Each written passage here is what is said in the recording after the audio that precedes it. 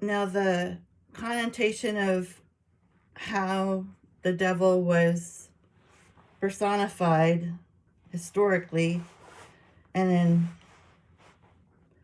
humanities, the devil was made to, like in drawings and art, was made to be kind of like a faun or a satyr, which is like a beast, which is like half its body is like human, and then its lower half is it's more like an animal.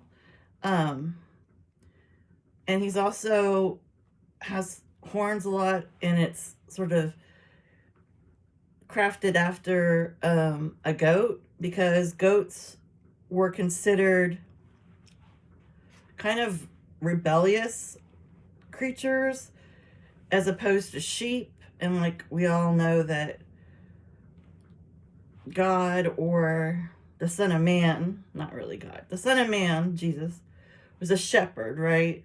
So sheep are supposed to be sort of docile, loyal followers of the shepherd, where like goats are, like the billy goat gruff, like they always have connotations of being kind of disobedient and, I guess you'd say, like kind of going against the grain instead of with it. So, like the term scapegoat, that's because of goats having that sort of negative connotation. So that's where that term came from. Where, like, there's lots of words that came from Greek mythology that we use all the time that we never think about. Like Dionysus, who was the god of wine and, I guess, worldly pleasures. Um, I think he also stood for fertility and music as well. But fauns and satires are usually pictured with Dionysus. So right there, it's already a worldly connotation. Words also that would associate with the devil would be Pan, which is a sort of, I guess, like I said, kind of like a satyr who he plays a flute, and he sort of gets people to sort of follow him a little bit, like the Pied Piper type thing. And a lot of words come out of that pan, like pandemic, pandemonium, panic attacks. All of that was taken from that original figure of Pan in Greek mythology. And then when John Milton, he did Paradise Lost, and then Dante, of course, did the Inferno. And my favorite one is the German story. Well, it was done by Goethe, and let's see, originally it was done by somebody else. Faust. So Faust is, like, I guess one of the like most popular stories of making a deal with the devil. Faust, he was Dr. Faustus, was a real doctor, and I want to say the 16th century. I might have that wrong, but he was really into magic and sort of, I don't know, like he wanted to be more like into the dark arts, but honestly, he was more like a spiritualist, which is like honestly like kind of a quack doctor who would go around and sort of sell things that were supposed to be remedies, but didn't work very well. He was always kind of tinkering in his like lower office where he didn't allow anyone to go. He was very much like kind of like Dr. Frankenstein or like Dr. Jekyll, Mr. Hyde, that same kind of idea of somebody sort of meddling with chemicals maybe they shouldn't, or trying to conjure up sort of a power that you don't just get with being a human being. And what ended up happening is he was suicidal. He was down in his laboratory, whatever you call it, study, and he was, having the dark night of the soul, because none of his inventions, or like all his stuff that he was trying to do to have high status and be a wealthy man, it was all like failing miserably. And then what it says in the story is that this dog appears, but set it in his study like randomly, and then the dog suddenly turns into Mephistopheles, which is this. Mephistopheles is not the devil, but he's also not entirely human. What he is sort of like a mediator for the devil to get his contract signed. Like, supposedly, God and the devil are in competition to see who can get the most souls before the second coming of Christ. And so Mephistopheles tells him, to Faust, I'll give you whatever you want. You can have, I'll be like your personal servant for the next, it's either 20, I think it's 24 years. And I hope it's not 27. I think it's 24. But I'll bring you like pleasures, of the world. Like, you'll be able to have all the knowledge of the dark arts. I'll teach you everything you need to know. You'll be a wild success. You'll,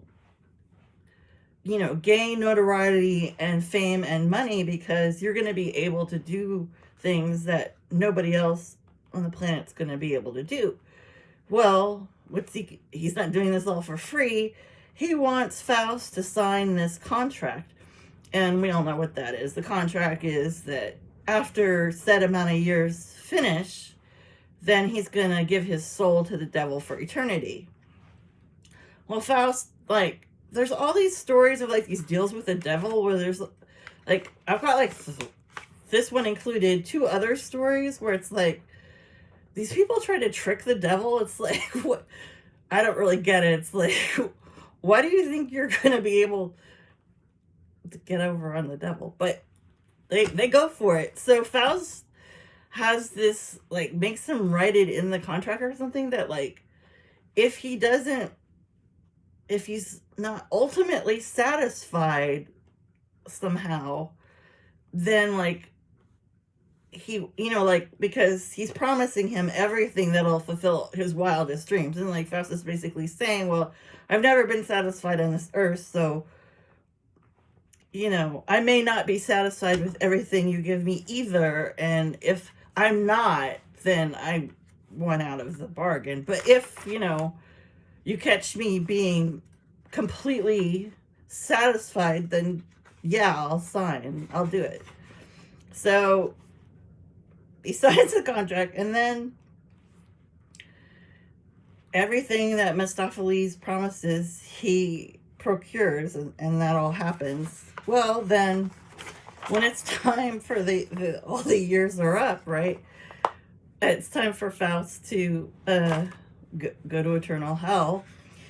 And, Faust is still trying to say all that, oh, well, I didn't really get everything I wanted, but what ends up happening is he thinks he gets away with it, and Mephistopheles kind of is out of the picture for a little bit, and he's down in his, study, and he's mixing chemicals or something, and there's an explosion, and he's killed, but like his body is like turned around and around and around. It's twisted, like almost like a pretzel, and his head is in this unnatural way staring down at the floor. So it's like he's looking at the bowels of hell is what it's supposed to be.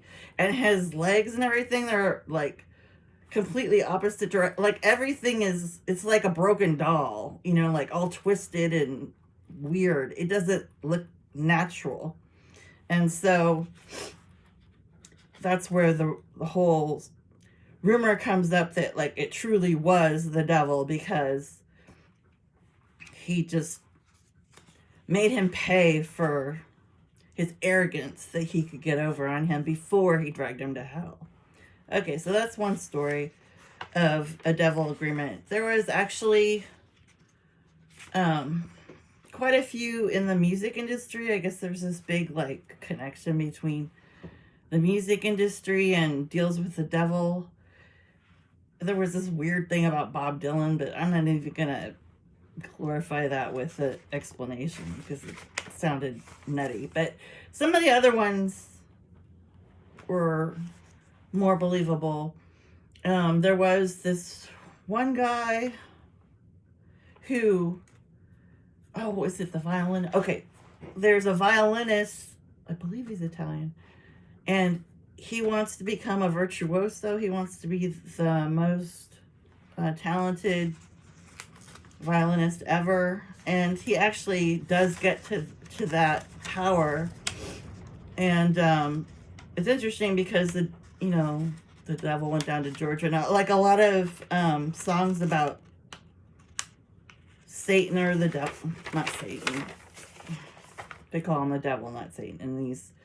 In these renditions, he's supposed to be the one instrument that stands with him is the fiddle. So it's interesting that it's a violin that this guy plays, and I think he has the same situation where he gets, so many years, decades, becoming this famous virtuoso who people come, crowded theaters and everything for him. But then there was something happens where there's like lightning hits the building or something where he's playing one night, and from the light of the lightning, people can see what they think is like some kind of entity or whatever, like helping him play. So then all these rumors were that, he was, he had sold his soul. So then he gets like real weird looking. He gets like all emaciated and pale, and then the gross part is like his fingers on his hands like get really elongated. I don't know, it's really weird. And then at one point, he's like a womanizer too. And like at one point, like he becomes like some kind of, I don't know, I won't say serial killer, but he has this like sadistic bent to him. And it's like the devil's like sort of taking over his mind. And he like somehow one woman he gets in bed, or he's obsessed with her or something. He like collects her spirit, like takes it out of her body, and he traps it in his violin so he can hear her all the time. It's so weird. But he ends up with a terrible ending. Then there's a blues player, and he got a rotten deal. Like, there's this place called the Crossroads, and that's where the liminal area is, where there's neither, which is like a place that's neither here nor there. It's like the in-between, between matter and matter, right? And at this crossroads, that's where you're supposed to meet the devil if you want to become the greatest musician ever. And there's this blues player, I'll put his name on my threads page, I can't remember, Johnny something. And it's like he was barely making it, then he goes to the crossroads I mean, he tells a friend of his he's doing this.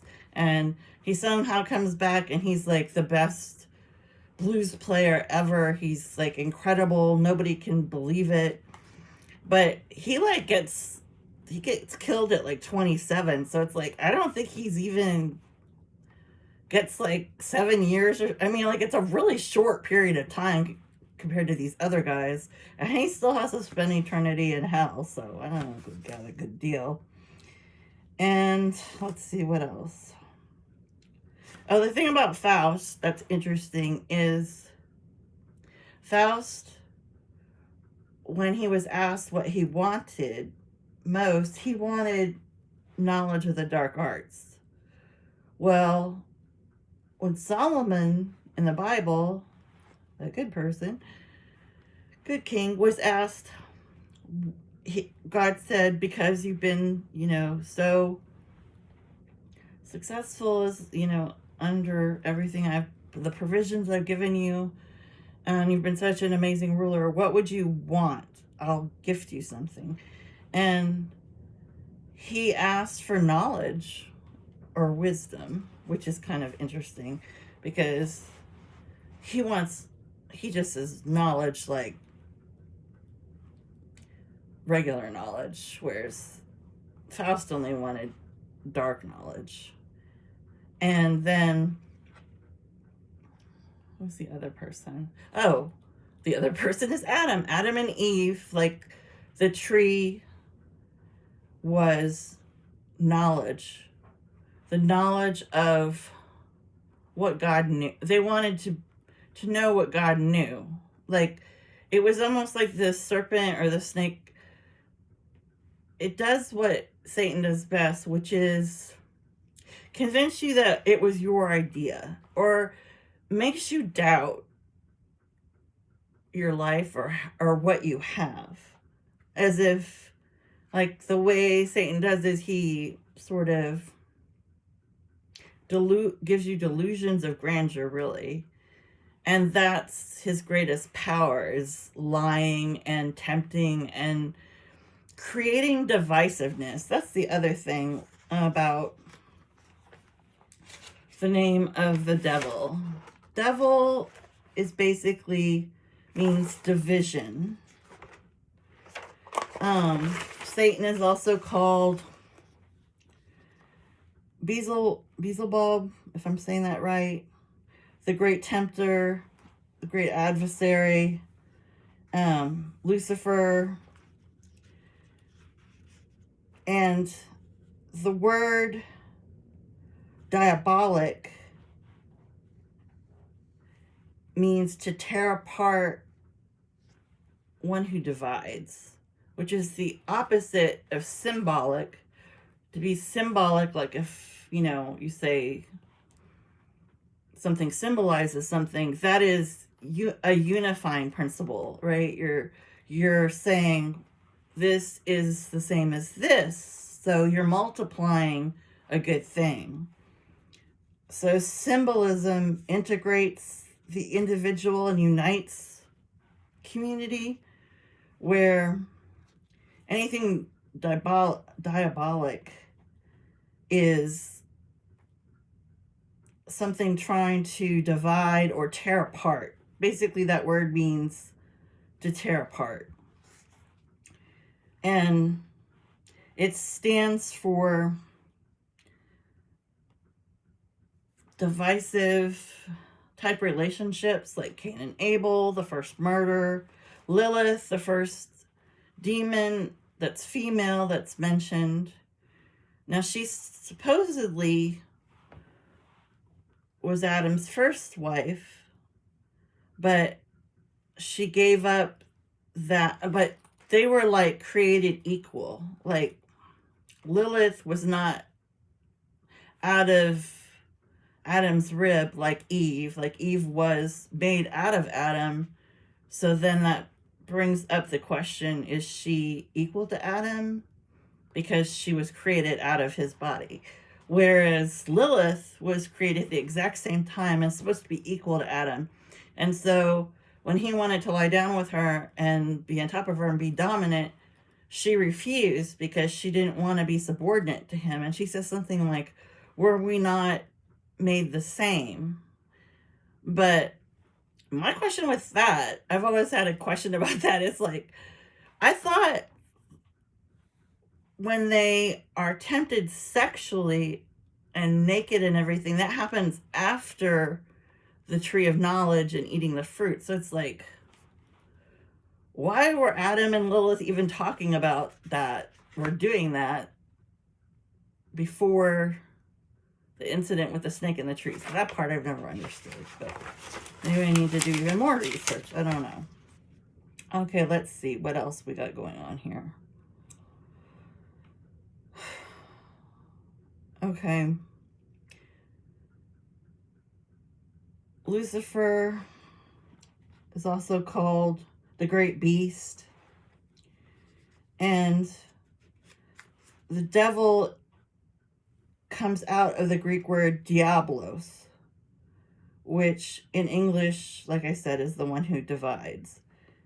And he's also supposed to be the father of all tricksters, Satan. And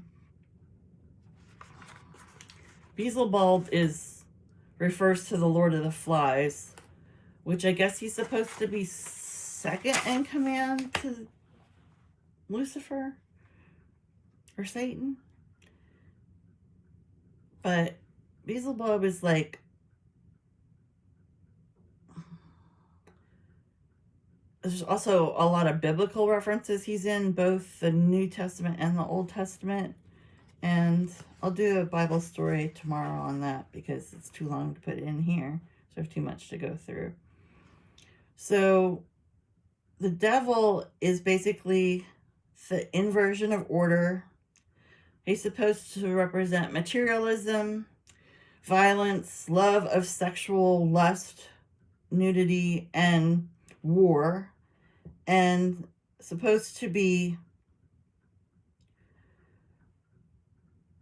represent almost like can cause like kind of a splitting of a human's. He tries to split your nature so that you choose the world, whereas God and like Jesus, they're trying to make it clear that the price has already been paid, so there's no reason to seek out the world because the world is transitory.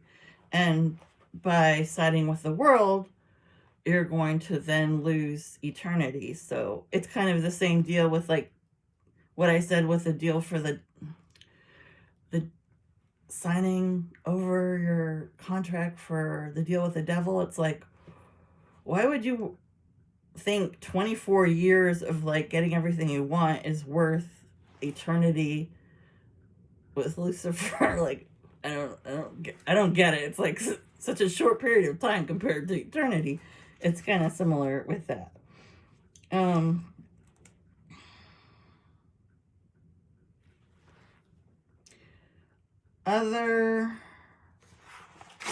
Wow, I'm a terrible note taker. Okay, let's see. Oh, Carl Jung, who I'm always talking about, the great king of psychiatry. He was kind of, he actually wrote, I think it was a book called Reply to Job or something, and it was very controversial. He has a lot of ideas that I wouldn't say go against Christianity, but his idea is that you have to have your dark and your light. You have to have your shadow has to match with your persona. Like you have to be integrated, your dark and light sides. Whereas Christianity, like if you think of like Pilgrim's Progress, Scarlet Letter, all these sort of Christian metaphors. They're all kind of the same. They're all like, there's good versus evil, and they don't often lead, they don't often allow that integration. So that's kind of like Carl Jung was like, not, he wasn't really, he was no C.S. Lewis, let's just say. All right, so the serpent's role, right, is the role that, like I said before, the devil's best at, which is the role of suggestion. He suggests to you that if you only do something once, it's not, nobody's gonna know, it's not that big a deal. He plants ideas in your head to confuse you, but it'll lead you astray. Like what starts as one small, it's kind of like drug addiction. I think of it that way. Okay, like with drug addiction, like I can speak about my own from my 20s. It's like you take something at a party because you think, oh, it's just, I'm gonna just do this once. Then suddenly you're a weekend warrior, and then next thing you know, you're a full-blown, addicted, full-time drug addict with actually no will of your own, except you're completely chained to this. It's like it takes over everything. Like you're physically like a junkie, you're addicted. You don't have a choice unless you want to be vomiting and having diarrhea and just sick as a dog. You have to go put this substance in you just to be normal, regular function. That's similar to sin, because it's like it always starts off as something small. Like it's like, oh, we'll just have, an emotional affair, and the next thing you know, you're having a real affair, and the next thing you know, breaking up the family. Like there's just always this sort of start to something. Like you borrow, I mean, I'm not talking about anything I've ever done, but like they'll say like somebody starts embezzling by like one small, oh, I'll put it back. Or, like it's always like this in like movies or books. Like somebody is just going to do something once, and then the next thing you know, they're like part of the mafia. It's that kind of thing. And that's kind of how he works. Like it's never like we're going to go completely all in. It's always like a little chipping away until you become a different version of yourself, really. And then once you've gone too far, then you start thinking, oh, well, I can't pray about this, or I can't confess this, or I can't think about this or look at my own role in anything that's negative, because then I'll think I'm a bad person, so I'm going to just stuff it away and pretend like nothing happened. It's like there's always these like small beginnings that end up eternity to hell, remember? Okay, so let's see. What else have I got going on here? Okay, with Job. Actually, I'm going to just do a whole thing on Job tomorrow, because this is too freaking long. Basically, the thing about Job is like the devil sort of says to God, I want one of your servants, give me your best one, and then I'm going to try to persuade them away from you. And then he asks, what can I do? What can I do? And then he ends up, first he kills all his livestock. He kills his servants. He has 12 children. They're all killed. And then his wife at that point is like, why aren't you cursing God? Why won't you?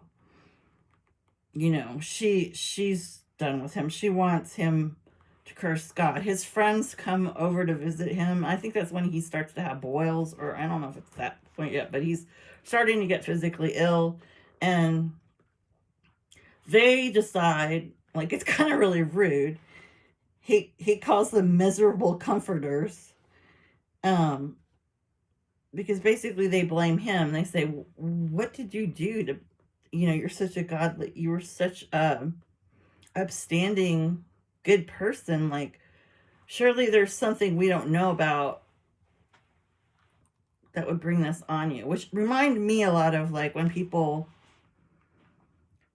like they'll say if you have cancer or something, and then or like any kind of, or you're divorced, or like any negative thing that happens to you, and then if you tell it to another person, there's always this sort of unconscious like fear of it being like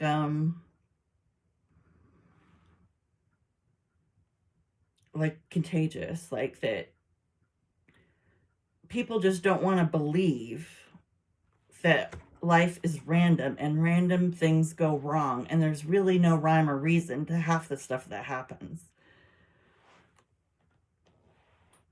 because that would be too scary for people. People don't want to face the fact that we're actually not in control of our lives like we think we are. Because like, look at Mother Nature. A tornado could come, the tornado alarm just went off in my neighborhood about an hour ago. I mean, like at any moment, you could lose everything, or get hit by a bus, or I don't know why people always use that, hit by a bus, but you know what I'm saying? Like, Job didn't want to fall for any of that, and he just was like, what did he say? He said, naked I came from my mother's womb, and when I leave again the earth, naked again I'll be. He said, what the Lord giveth, the Lord taketh away. But then when he finally has like the very last part of his torturous experience, he gets suicidal. And he has all those painful boils all over his body, and like everyone's abandoned him. And he challenges God at that point. Like, he's in kind of a active conversation with God, and he's like, why? Or, he starts to question God, why would you do this? Take it this far, and he doesn't know anything about the deal, the wager between, that's been on him. And that's the part where God kind of talks back at him in a booming speech, where he's like, where were you when I created the earth? Where were you when I set the perimeters for the dimensions of, the earth, the space, like everything? And it's like, by the time he's finished saying his part, Job is back to being his normal self, where he puts God first, and he just considers himself a faithful servant no matter what happens to him. And shortly after that is when he's redeemed he gets everything back, but in multiplication. Anyway, let's see. Job is considered to be stubbornly righteous, which is very like interesting, because he has that kind of relationship with God where he can talk freely, like God, and God's like that with like, I mean, he has talks like this with Moses, and with David, other people, where he's it's like they have a continual relationship with him, just like you would have a relationship here on earth with like, a lover or a family member, or a friend. It's just they talk about everything, like nothing is held back. And that's also exemplified when Jesus is on the cross, because his, like, before he says it's done, or it's finally done, and dies, he says, my God, why have you forsaken me? And again, that's showing like we're allowed to say how we feel about everything. We don't have to think of God as like somebody who's going to punish us. Like the Old Testament, God is kind of scary sometimes in some stories. So like, or we don't have to be ashamed or feel like we're not good enough to talk to God and tell him what's really going on. Like that we have to be our best versions of ourselves. I'm so guilty of this. And like, I always want to just not be like a sobbing mess. I always want to be like, have my shit together, but usually it's not how it is. Really, you should be talking to God all the time, whether you're having a good day or not. So let's see. I'm going to stop it here because I'm running out of time, and my notes are so frightening. I don't even know what they say. So we'll do this tomorrow. All right.